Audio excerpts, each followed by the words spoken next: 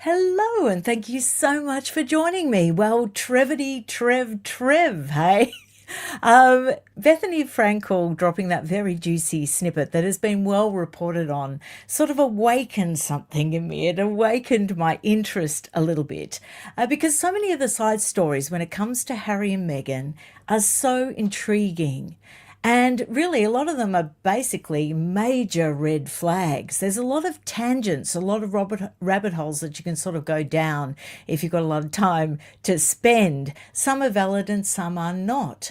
But I find it so intriguing because there is so many inconsistencies to the tale. There are so many inconsistencies that raise unanswered questions about how they met, when they met. You know that I don't believe they met when they said they met.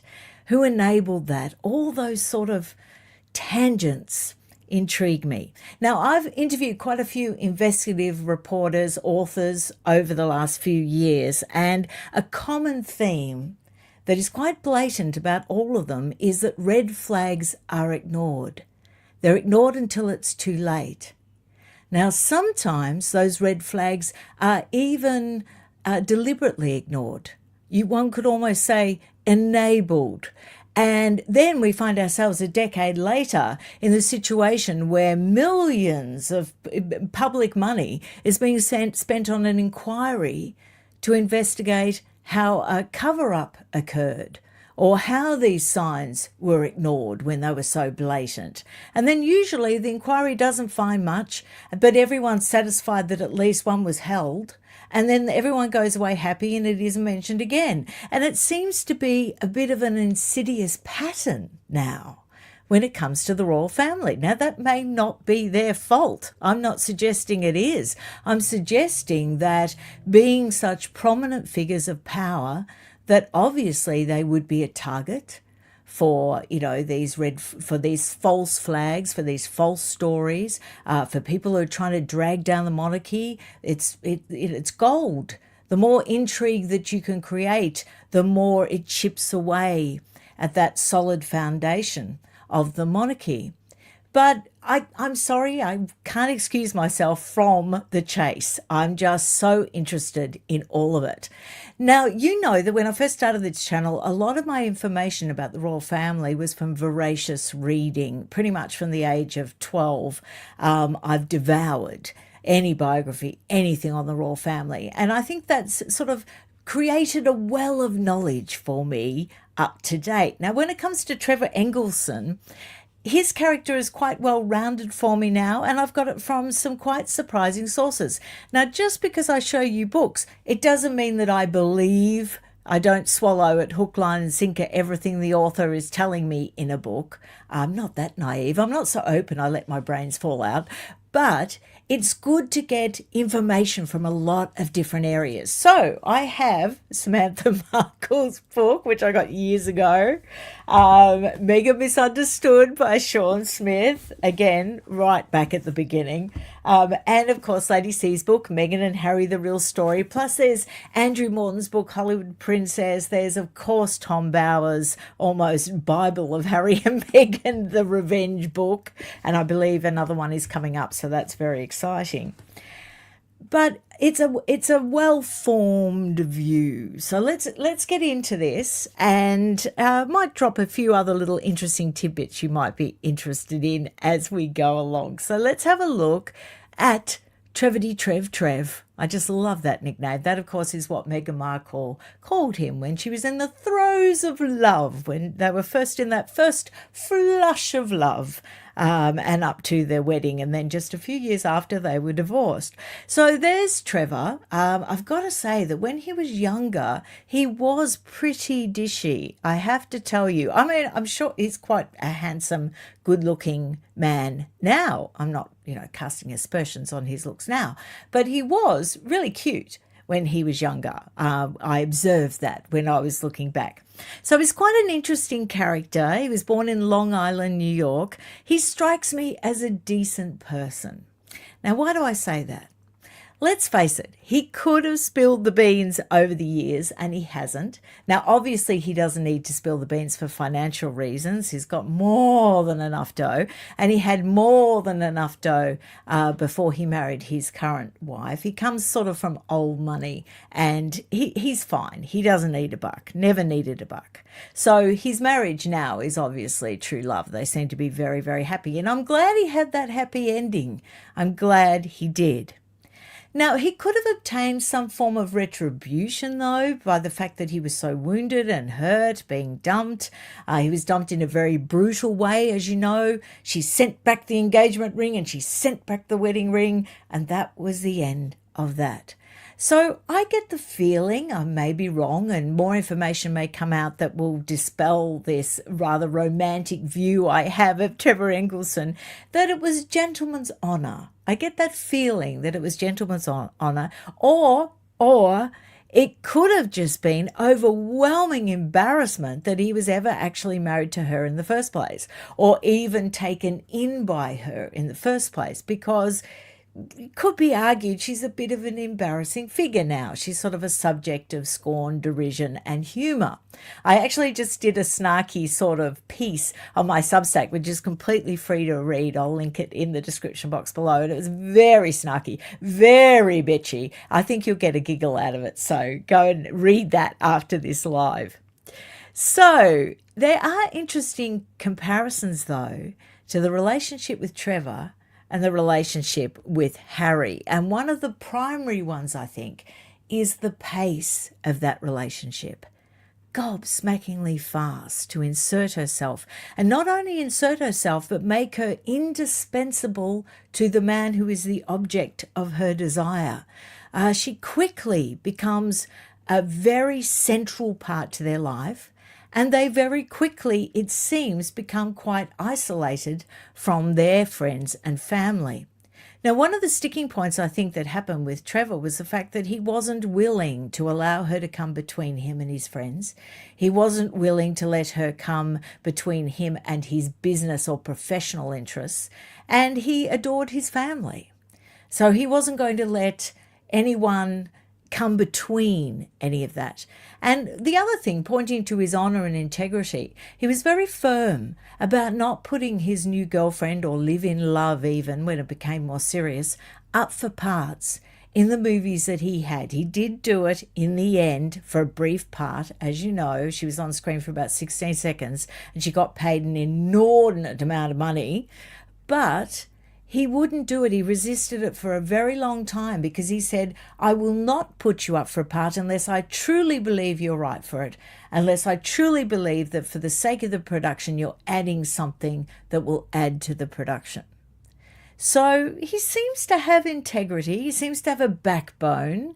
She might have been better off sticking with him because he might have been a good influence on her over time. Who knows? She might have had the career that she always wanted if she had stuck with a person of integrity. Interesting to speculate, isn't it? So the Bethany Frankel quote, just for those that might have missed the story, I won't assume that you did see it, but she was on the Toast podcast. And just briefly, I've got the quote here. Bethany was quite friendly with Trevor Engleson. They've been on a few dates. Nothing really came of it, but they'd become friends, texting pals. And she said to him about Meghan Markle when it was announced that she was having a romance with Prince Harry, do you think she's going to close? And he replied, oh, she'll close. Which is very telling, isn't it? And it gave us just such a juicy snippet. Now, I've got to hand it to Bethany Frankel because she is the queen of getting press attention. I mean, she is a master. I hope she teaches a master class one day because she just knows how to drop those sharp little nuggets that make everybody in the world's press wake up and report on it. And I bet the Toast podcast is over the moon, over the moon, because she certainly did them a favour with that one.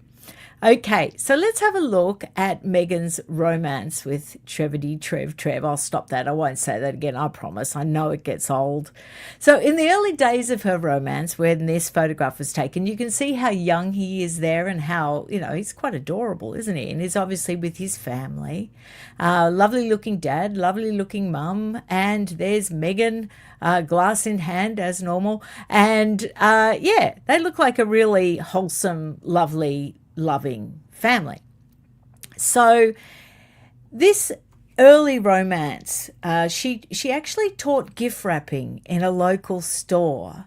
And this is when the whole calligraphy story came about. But the gift wrapping thing caught my eye because we know that she's got her Christmas special coming up. And I should have warned you, there should have been a mental health warning before I actually brought up this slide, shouldn't it? But it created interest for me in relation to this story because in the early days of her romance, she was off teaching gift wrapping in a store. And she's going to give us those tips and tricks in her Christmas special, which is actually airing 2 days before Catherine's beautiful carol service. Now, I don't know when I'm going to watch it, but I have a feeling that I probably will just to snark it. I think there might be a one-off special, a Christmas special snarky snippet in honor of reviewing this as snarkily as I possibly can. So you can look forward to that. That'll be a little Christmas present for you all that enjoy the snarky snippets. So gift wrapping, calligraphy, she's not getting parts in movies, and evidently, according to Lady Colin Campbell in her book, Meghan and Harry, Persecutors or Victims, she says that Meghan was developing a slow rage, a fury that was building up underneath about the fact that Trevor wasn't helping her career. And she made a really interesting connection. I'd read Meghan's blog, The Working Girl, which was about her early audition life and failing and getting rejected and often sort of ending up lying in bed eating a big slab of bread and a bottle of wine, of course, a bottle of wine. And so she made that interesting connection that the Working Girl blog seemed to stem from her resentment about the fact that Trevor wasn't helping her with her career.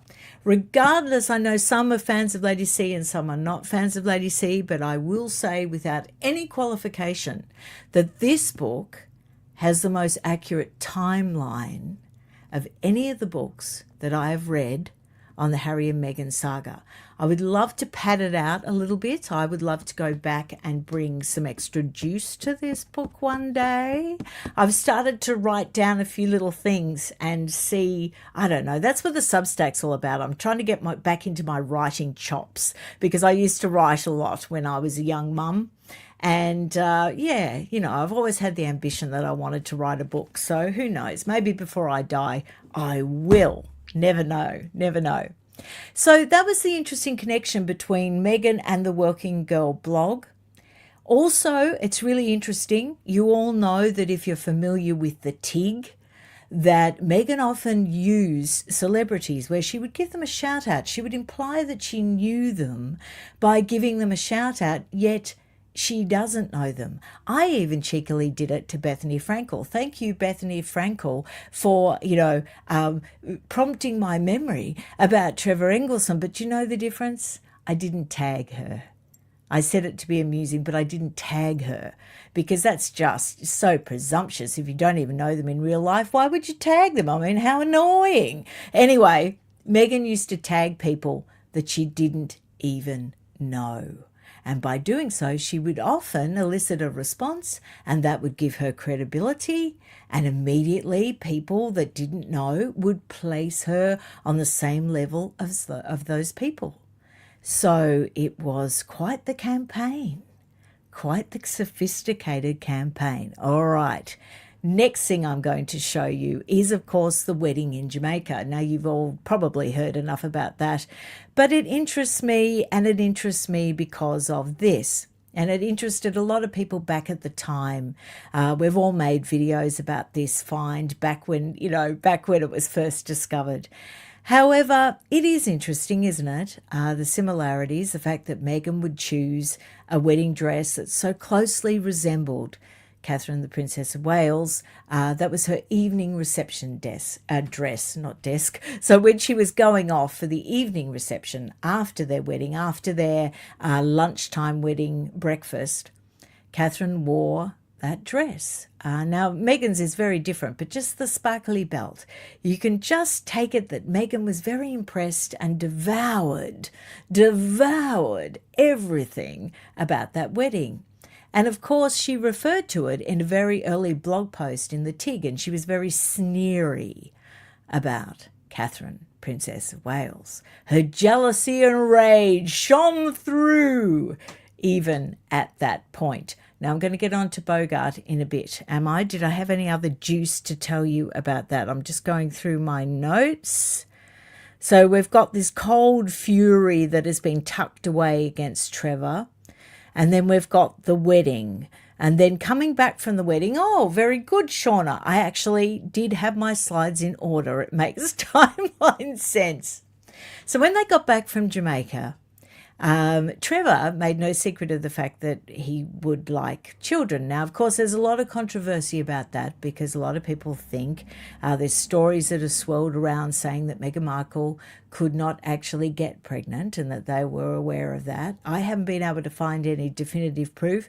You know that I've made many videos raising questions about that, though.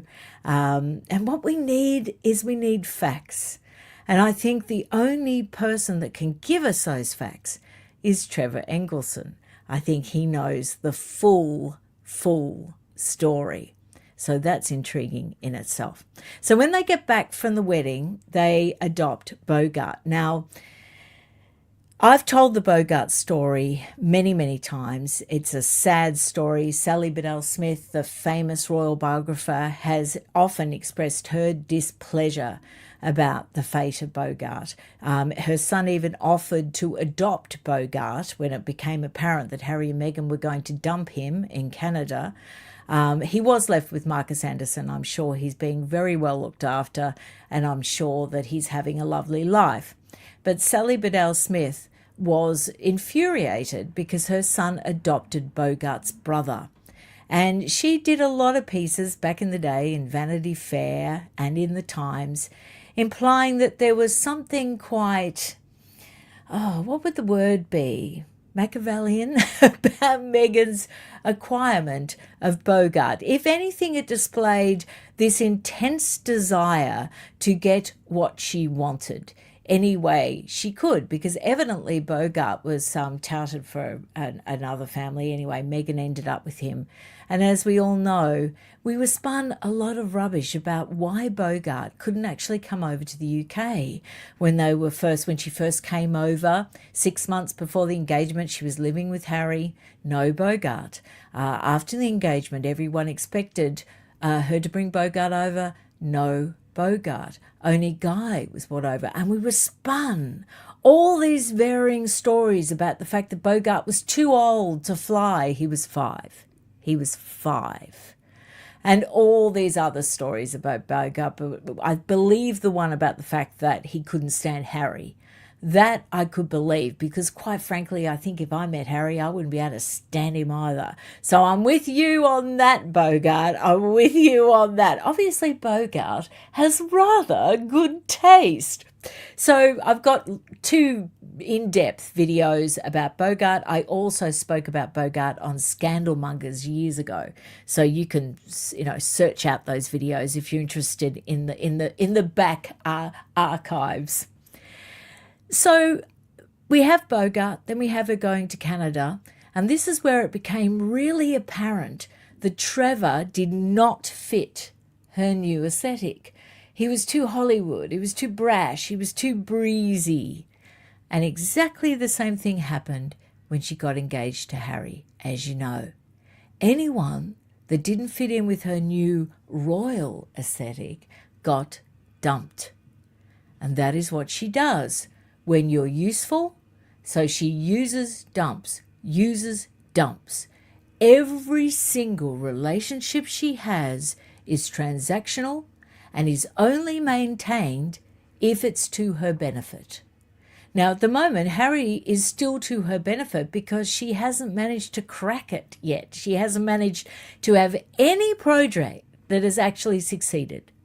And every time one of her lame projects fails, she can always fall back on the Royal Association and her marriage to Harry.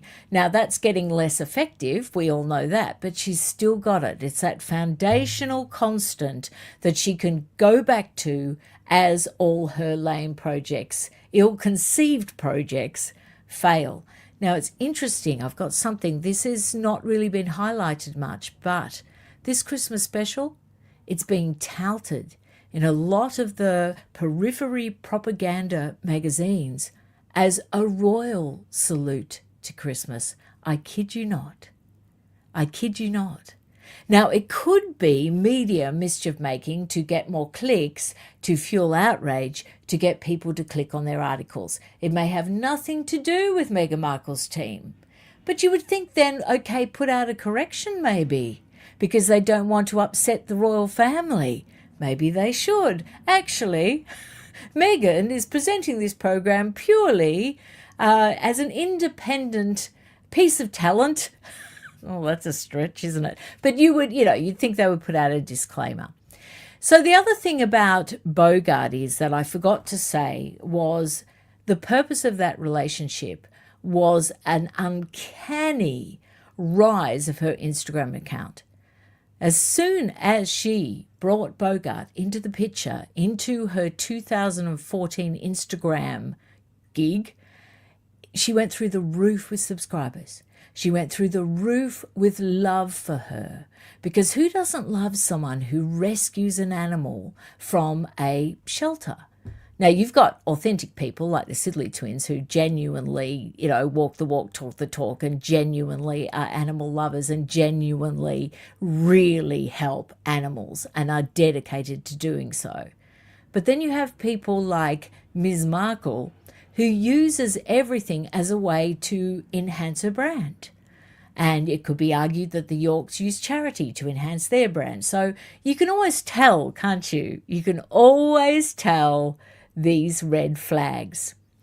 Now, I'm going to get on to Nanaki Pretty, because this is a fascinating story. Now, she was maid of honour at Meghan's first wedding to Trevor. Now, this story has got even more intriguing. Full disclosure, I have had DMs with Nanaki. Not when the most recent controversy sort of unfolded on X. It was years before. I had a little bit of interaction with her. I was actually trying to get her on the Vintage Read show. Now, this is before any other aspersions had been cast about Nanaki Pretty. Now, what has been blowing up, and I'm not saying that the people are wrong, because I don't have access to the information they have that has made them to form this opinion. I gather they have access to credible information that has made them form a valid opinion. I don't have access to any information that raises any doubts about Nanaki Pretty whatsoever. I find her to be exactly who she says she is, a childhood friend of Meghan Markle, someone who attended school with her, someone who had play dates with her constantly, attended prom with Meghan, someone her family invited Meghan on a trip. And of course, there's those iconic now photographs of Meghan and Nanaki sitting on the gate to Buckingham Palace, sitting on the fence. So I have no reason to disbelieve that she's anything other than she says she is. She certainly seems to be on a very interesting spiritual journey. She's really changed quite a bit, particularly over the last year and a half. She seems to be very much on a spiritual quest and likes to share. She also is an animal lover, from what I can gather.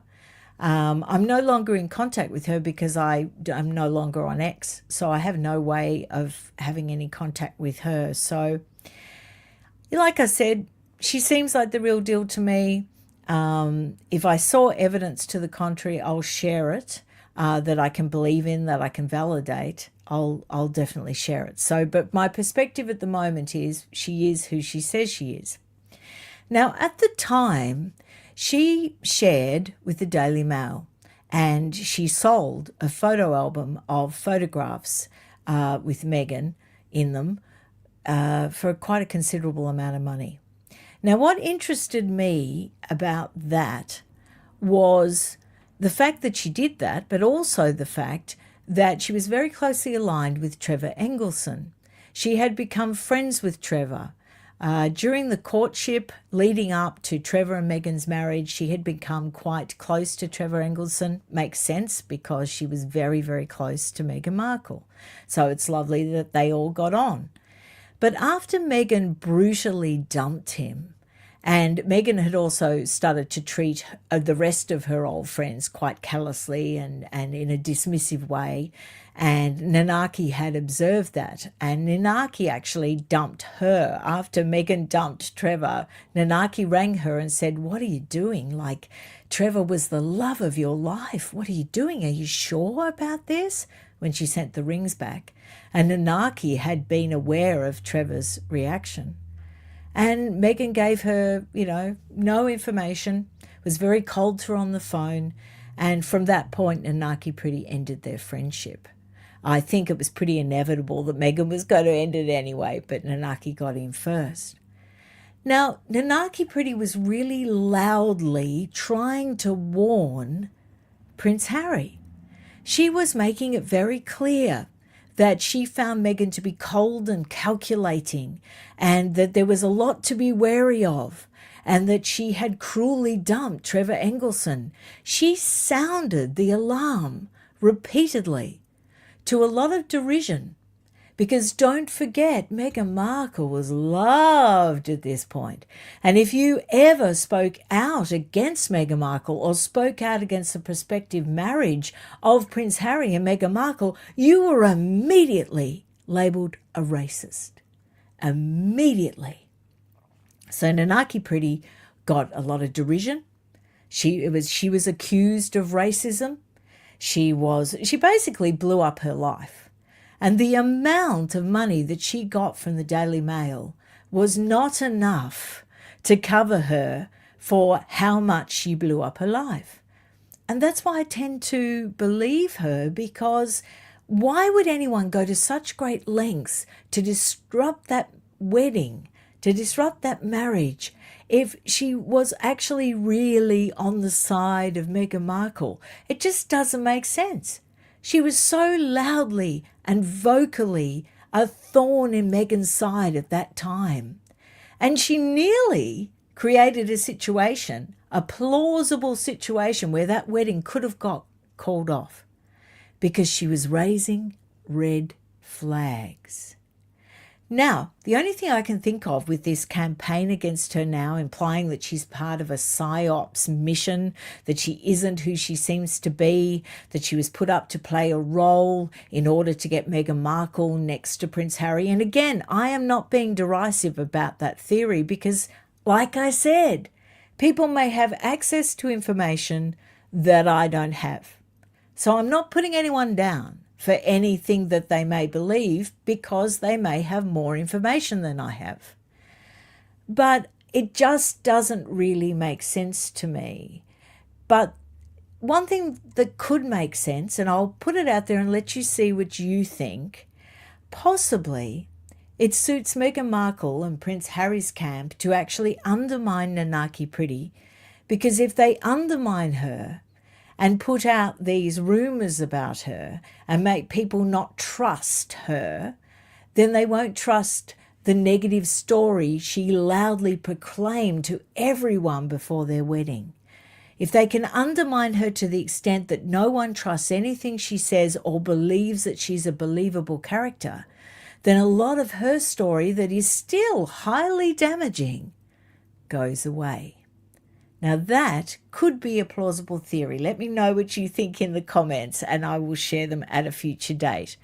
Okay, so interesting story, isn't it? Intriguing story. So that's about Nanaki. Now, I'm just going down because I've said a lot of what I was going to say in my notes. But she did have a quote which I thought was interesting that she said about Trevor. Nanaki said that Trevor felt like he was left feeling like something stuck to her shoe, like something stuck to Megan's shoe. And I would imagine that that would be a pretty awful feeling. There's another quote from Nanaki, which was made much of prior to the wedding. And look, I'll take a segue. Now, I'll tell you the quote. I don't want to be confusing. I'll tell you the quote. Then a thought popped into my head. Once you're not part of her life, she can be very cold. There is nothing to negotiate. She makes her decision, and that's it. And that, of course, I think is actually going to befall Harry eventually. It's the classic narc discard. But the thing with narcissists is they don't discard until they've got something better. They don't discard until they've put themselves in a position of power, or at least on a solid footing for further rise. They're not going to get rid of, that until they've got this. So that's interesting. I think that's what will happen. The other thing is when King William V makes his moves and removes the HRH and removes the titles, which we all know he is definitely going to do, I think she'll go on a year and a half victim tour, doing a lot of interviews. I think there'll be much show of suing about the removal of the titles, which of course she can't do because there's letters patent, revoking a right that a previous king had delivered, King George V. And so, she hasn't got a leg to stand on. There's no legal strength or ability to rescind a letters patent by King William V. It just doesn't exist. I mean, especially not from the USA. It doesn't exist. So she'll do the victim tour, and then she'll probably write her book. And she'll think she'll bring down the monarchy with her book about William and Catherine, but everyone will just be like, oh, ho-hum, yawn, what are you making up now? Because she just doesn't have any credibility left. But I think that's how it'll play out. Whereupon, after the victim tour, because she'll drag Harry along on that one, she'll probably dump him. I think that will be the game plan. That's how I can see it all panning out. Now, before I go to your comments, I just wanted to make mention of intelligence services. And in regards to the fact that I've presented so many of the red flags, the milder ones, I haven't presented the really big red flags, that should have raised enough concern that action was taken. They could have stopped that wedding. They could have stopped that marriage. And quite frankly, the fast pace of her infiltration into Harry's circle, which Tom Bower spells out in, alarming detail in Revenge, should have raised real concern, particularly amongst intelligence services, because they would need to look for a hidden agenda. The fact of her meteoric rise in Canada into the sort of liberal elite, the Trudeaus, Mulroneys, grand political families in Canada, should have raised red flags, should have at least generated some interest. The fact that major Hollywood heavyweights were doing her PR when she was an absolute nothing on Suits, a bit player, 6th on the call sheet, little-known cable show. Amazing. She was being represented by a top publicity firm when the cable TV show that produced Suits had an audience share of about 1 million people. It's just uncanny. Now, a lot of people have put down that to, maybe Trevor Engleson's contacts, but that doesn't really fly for me because he was so reluctant to help her or elevate her. He wanted to make it on her own. So all these things, red flags. The wedding could have been delayed at the very least. All these red flags. And Harry could have been taken off. He could have been debriefed by intelligence services.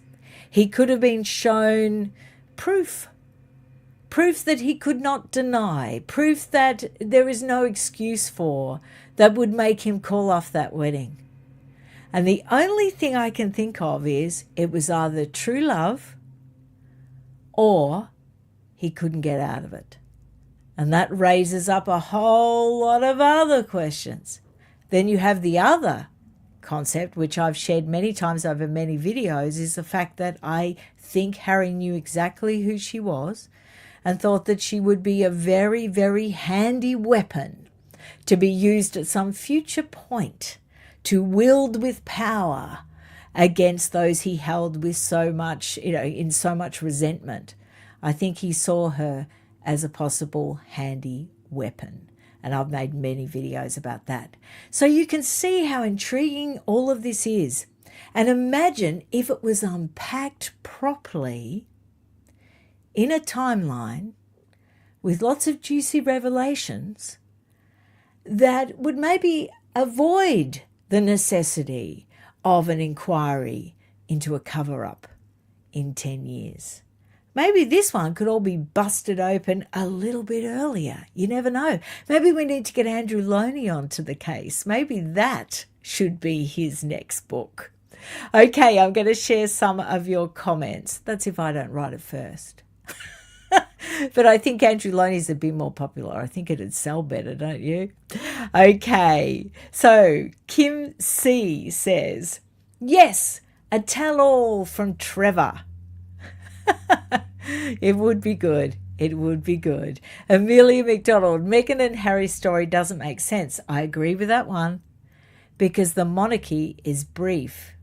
I'm not sure what you mean by that. I don't know whether you mean that the monarchy was briefed or the monarchy is brief in duration as a blip in time. I have no idea what that means. You'll have to clarify that. Maybe it was a typo. Amy, I'd love it if Trevor spilled the real tea, spilled the tea, yeah. I wonder if he wishes Bethany didn't share that or laughed. I think I wanted the same thing, Amy. I wanted the same thing, but I suspect that it probably would have got a laugh because she's so cheeky. And I suspect that it was short and, brief enough to not cause him too much trouble. He probably took a sneaky delight in it. I'll see if there is any other happy snarky holidays. Oh, that's gone really well. So I will definitely do Christmas snarks on Meghan's Christmas special. I think that's proved to be a popular suggestion. J. Pearl Williams, I think he cared enough to marry her because he knew she could be a weapon. Great minds think alike. He could use to attack the monarchy, all because he would never be king. Yes, absolutely agree. I've done so many videos, they're pretty old now, about exactly that concept. I could see that too very early on. I guess it was obvious to a lot of people, but it's an interesting theory, isn't it? Vicky Ward, the manipulation is beyond to think I watched her marry Hazard. Yes. It's extraordinary. It's extraordinary. And I think a lot of the division between William and Harry, which, well, we know a lot of the division between William and Harry was him frantically trying to warn him, trying to warn his little brother. Can't you see? Can't you see what she is? Can't you see how manipulative? Can't you see? And the thing is, I think Harry could see. But William couldn't believe that Harry would willingly join up with someone of that caliber. William thought that he was being totally duped. But, I think Harry was pretty aware. It was interesting how much influence Meg's had. When Bethany said in the US she lost so many deals for speaking out after Oprah having a last laugh. Yes, and it took considerable courage to speak out at the time. Of course, we've got examples of YouTuber. My mate, according to Taz, the beautiful Taz, who's coming on next week. We're going to show each other our Thanksgiving pies. she was one of the brave ones. Of course, there was Yankee Wally, of course, the Royal Grift. So many, I'm leaving so many fantastic channels out that were brave enough, and apologies, I just can't think of them at the moment, but they said the hard things and they investigated, and a lot of them really, really paid the price. And you know that the Sussex Squad really intimidated creators at the time. They got people tossed off platforms. So Bethany Frankel saying that she really suffered in her career does not surprise me at all. And of course, we have the classic example of Piers Morgan being sacked. So there was considerable power at the time. And it's so hard, 5 years down the track. So many people come on to this story now. I'm not talking about creators. I'm just talking people that may have come late to the story. And they don't realize that background. They don't realize what has gone before. And they don't realize that really Meghan and Harry did have considerable power. What really diluted their power was the pandemic. I never thought that I would be grateful for COVID-19 when it appeared, and that's a weird thing to say. But it did, it really did stop them gaining momentum at a time when they had a fair, they would have mucked it up eventually anyway. Let's not pretend that they would have succeeded. But when they first signed that Netflix deal and they first signed that Spotify deal and they were being feted and fawned, and the Oprah interview and James Corden and the whole bit and Beyonce and the whole thing, they had considerable power. And my interest is who ignored what, where, when in order for that to happen. And I think that's interests many, many creators that have covered this story, and also many authors that have written biographies about it. It is indeed a Shakespearean drama with no comparison. Thank you so much for joining me. The next video I have, and I've probably spooked it enough, but is Andy Webb. I have now recorded that interview. It's going up Thursday night. It blew me away. When I last spoke to you about it, I hadn't actually done the interview. Now I have. Wow. All I can say is, wow. We do a really, really deep dive. I would say it was less interview and me letting Andy speak, telling him what he knows. And I think it's going to leave you wanting more. Really wanting more. So he's actually agreed to come back to my show when his book promo's over, and we're really going to get into some tin tacks, and I'm beyond thrilled because he's a fascinating, really reputable investigative journalist with a lot of chops, a lot of, he's very admired in the industry, a fantastic writer, and wonderful to talk to. So that's Thursday night. I hope you'll support that program, because we want to support whistleblowers and we want to support people that tell us the truth. And Andy Webb is telling us just that. Thank you very much. I'll see you again Thursday night for that very exciting big event. See you then. Thanks, everyone. Bye. Bye-bye, everyone.